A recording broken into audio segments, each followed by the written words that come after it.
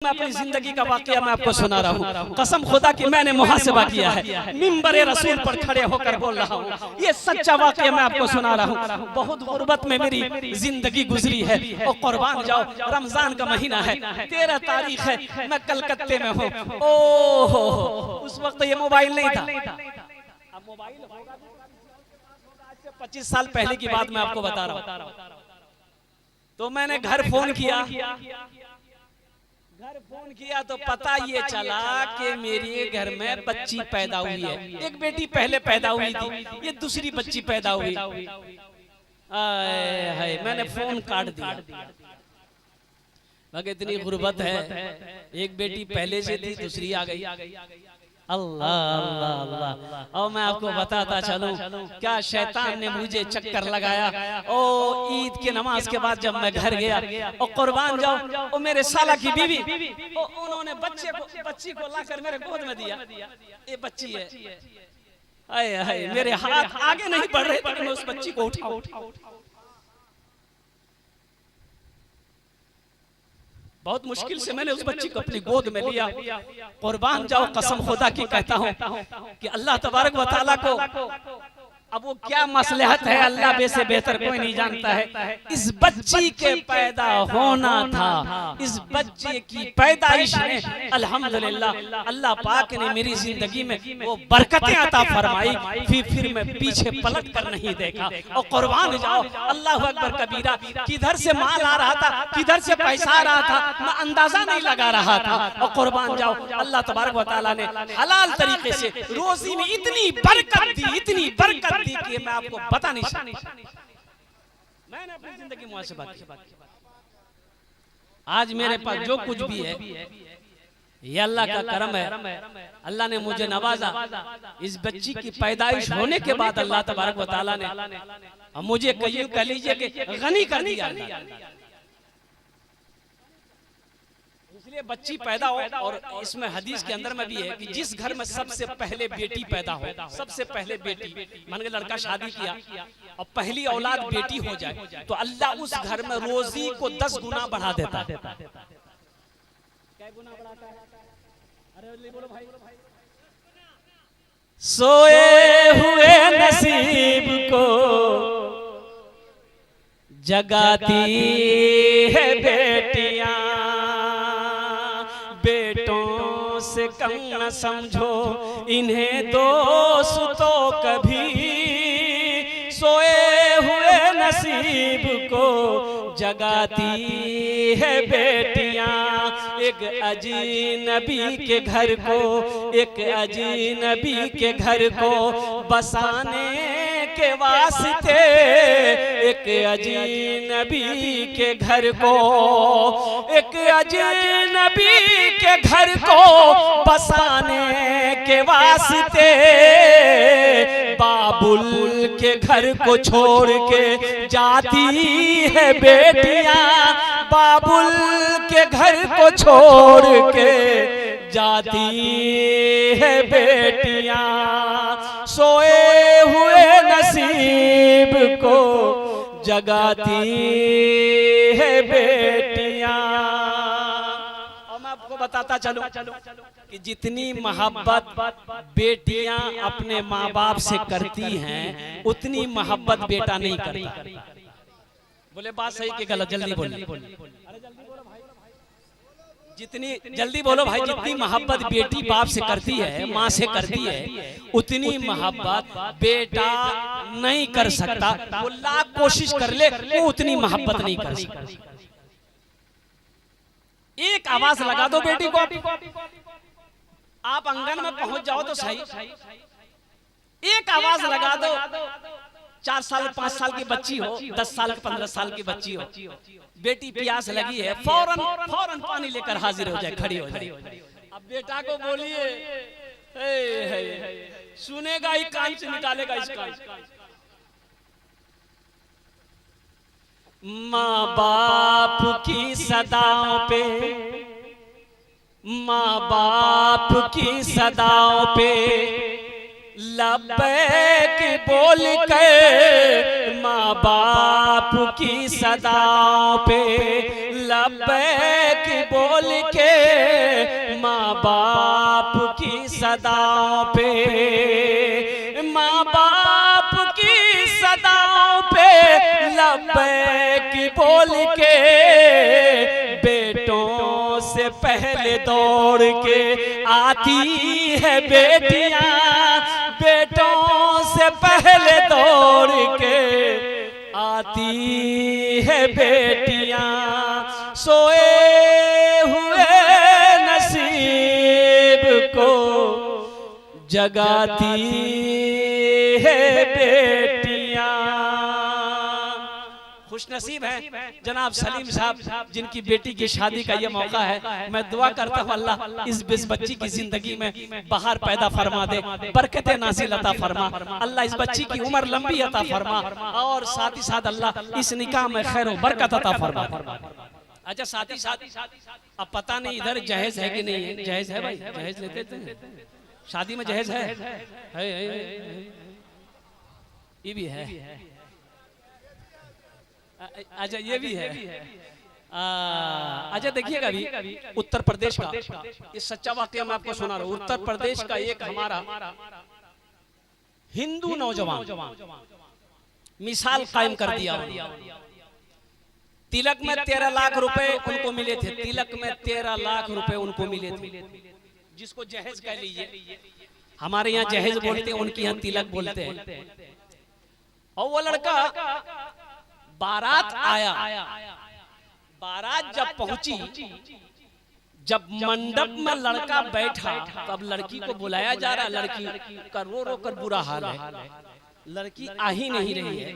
क्यों नहीं आ रही है कि लड़की ज़ारो कतार रो रही है, चुप होने का नाम नहीं।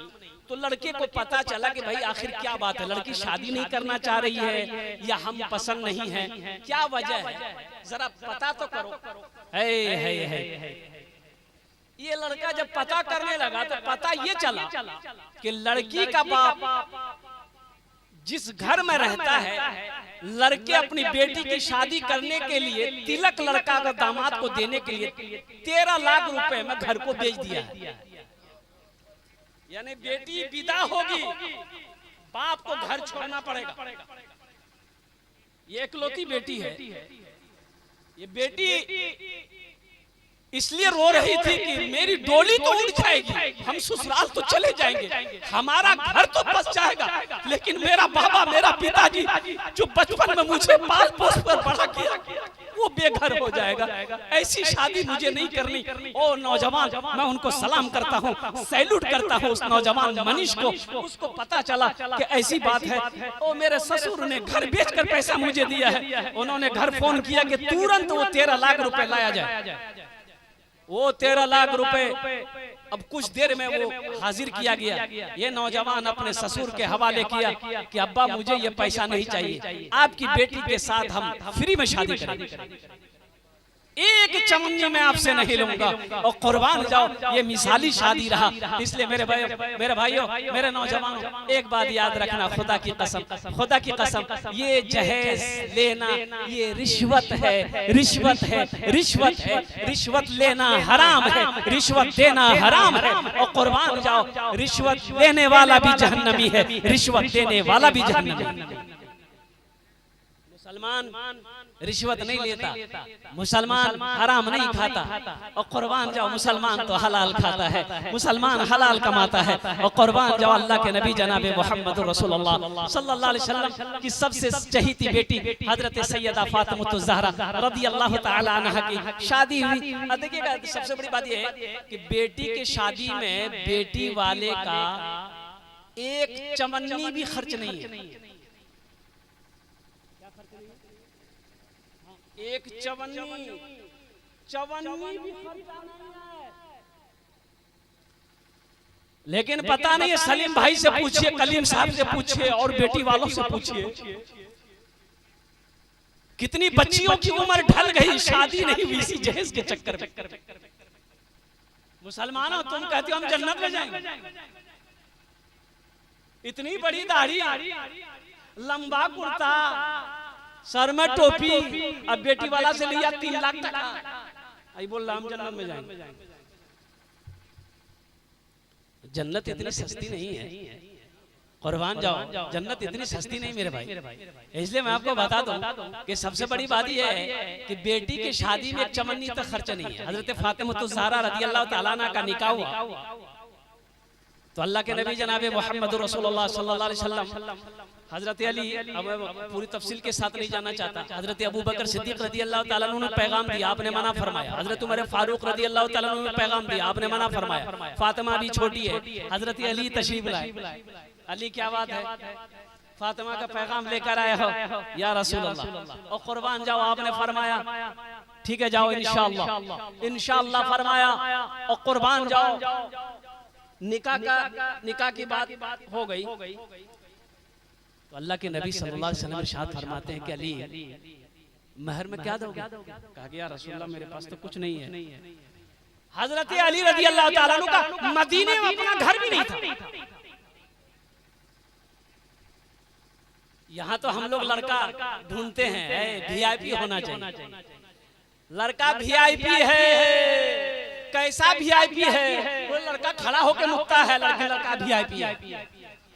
अच्छा, खड़ा होके पेशाब करता है, लड़का वीआईपी है। तो जितना गधा लोग खड़ा होके पेशाब करता वो भी वीआईपी है।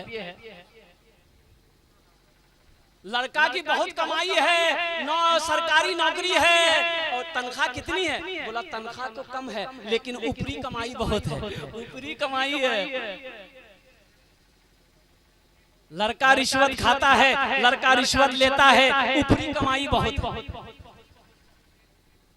बोला लड़का बहुत अच्छा है, पकड़ो ये रिश्ता छूट ना जाए। अभी मैं आपको बता दूं, हाशिम आमला एक क्रिकेटर है, साउथ अफ्रीका टीम से खेलता था, अभी तो क्रिकेटर से संन्यास ले लिया है। इतनी बड़ी दाढ़ी है। मैं आपको बता दूं उसकी बेटी, वो अपनी बेटी का शादी किया, करोड़पति मत कहिए, हाशिम आमला को अरबपति है, अरबपति, अरबपति, पैसे की दौलत की कमी नहीं है हाशिम आमला के पास में। लेकिन मैं आपको बताता चलूं, अपनी बेटी की शादी किया, किससे किया? इंजीनियर से। हाशिम आमला अपनी बेटी का शादी किससे किया? किसी इंजीनियर से नहीं, किसी डॉक्टर से नहीं, और किसी प्रोफेसर से नहीं, किसी आईपीएस ऑफिसर से ना ना ना ना, अरे किससे किया? अरबपति आदमी। और कुर्बान जाओ, अपनी बेटी का शादी किससे किया? आपको सुनकर हैरत होगी, हाशिम आमला ने अपनी बेटी का निकाह मस्जिद के इमाम हाफिज कुरान से किया। और ये शादी में कितना खर्च है? शादी में क्या किया हाशिम आमला ने? होटल बुक किया ना, करोड़पति लोगों को बुलाया, उद्योगपति लोगों को बुलाया ना ना ना। और कुर्बान जाओ, मदरसे में गया हाशिम आमला, और मदरसे में गया, कुर्बान जाओ, वहीं पर तमाम बच्चों को दावत दी, खाना बना, तमाम मदरसे के बच्चे खाना खाए। हाशिम आमला जमीन पर बैठा रो रहा था कि अल्लाह मैंने बेटी की शादी कर दी है, इस निकाह को कबूल फरमा।